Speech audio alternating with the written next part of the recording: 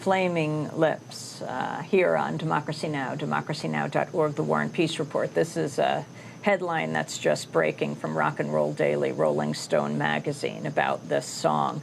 Oklahoma will finally named the Flaming Lips Do You Realize, the official state rock and roll song, at a ceremony tomorrow afternoon in the psych rock group's home state, Oklahoma, where Governor Brad Henry will sign an executive order confirming the selection. This follows a controversial few days for the band. The Oklahoma House of Representatives sought to overrule the Senate's unanimous vote when the group's Michael Ivins showed up at the Capitol last month wearing a T-shirt emblazoned with the imagery of a sickle and hammer. Lips frontman Wayne Coyne insists the whole thing was blown out of proportion. Ivins didn't have any subversive intentions, said the Rock and Roll Daily from Rolling Stone. That's the music.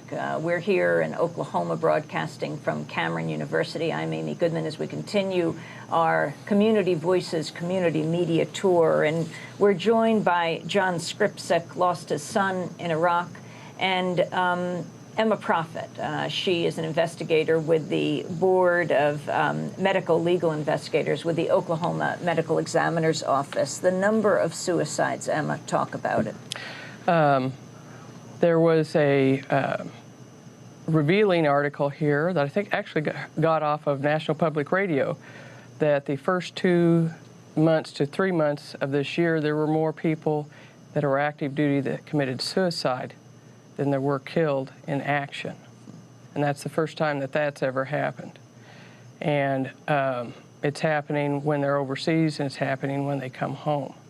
And it is an issue that has been pervasive with all wars. The effects of the trauma that they go through mentally is very profound, and there really isn't anything set up that is pervasive enough to allow them to recover. That you may go see a counselor if you want to, but there's no real program. They are starting to, I think, have groups to get together and talk it out. But also that can have an effect on your career if you are known to go to those kinds of meetings, I think, at least from what I've heard talking. What do you mean? If you're active duty and you have to go get psychiatric care, that doesn't look well on your record.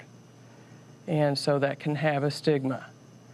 But from my experience, I've been doing this work for 21 years, and I've worked in New Mexico, in Dallas County, in various areas of Oklahoma. A lot of what I see is people who have made it out a certain number of years that are having severe problems with addictions of alcohol and narcotic drugs that don't get any help. Some of them do seek recovery on their own, but there's no real plan set up for them once they're back home over a period of time. And I do believe that some of these guys came home and were able to function for a while, but the toxic effect lingers and builds up. And over time, the only way to deal with it is through self-medication. And when I worked in Dallas County, which has a pretty good, at least at that time, I don't know what it is now, they had a pretty good sized homeless population. And probably 85 to 90% of the homeless that we would get that had died were on VA benefits. So we knew that they had been in some kind of military action at some point in time. And that speaks volumes to how they slide through the cracks and are not being taken care of. And you, as an investigator for the Oklahoma Medical Examiner's Office, what does that mean? What do you investigate? I'm where the rubber meets the road on death investigation. I'm the one that responds to the death scene.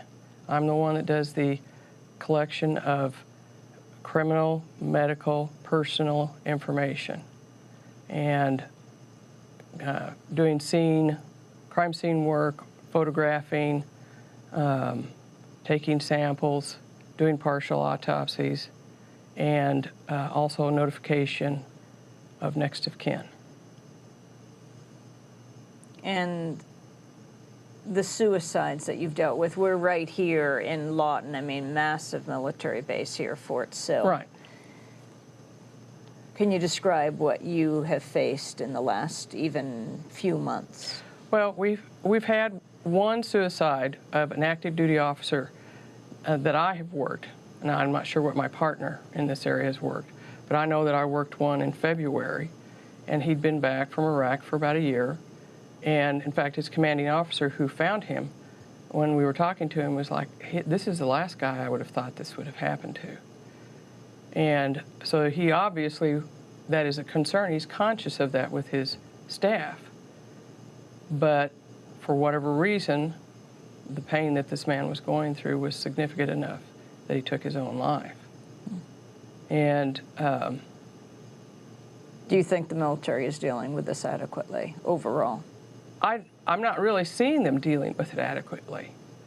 You have to be proactive. You can't wait for the guy to go in because he's going to be afraid of looking weak.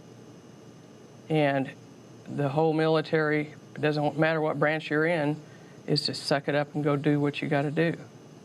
And that does not go well with dealing with psychological trauma. Finally, John, back to you, having lost your son, Brian. The feeling of people here in Oklahoma, people you talk to, with your resistance to, your speaking out against the war.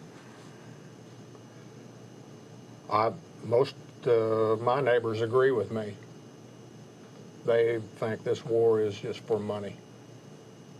There's a few people at the top making a lot of money, and then the poor people of Iraq are the ones suffering. And the families here that has lost somebody are the ones suffering. Is the feeling the same about both Iraq and Afghanistan? I'm not sure about Afghanistan. I did talk to one of Brian's friends that was there.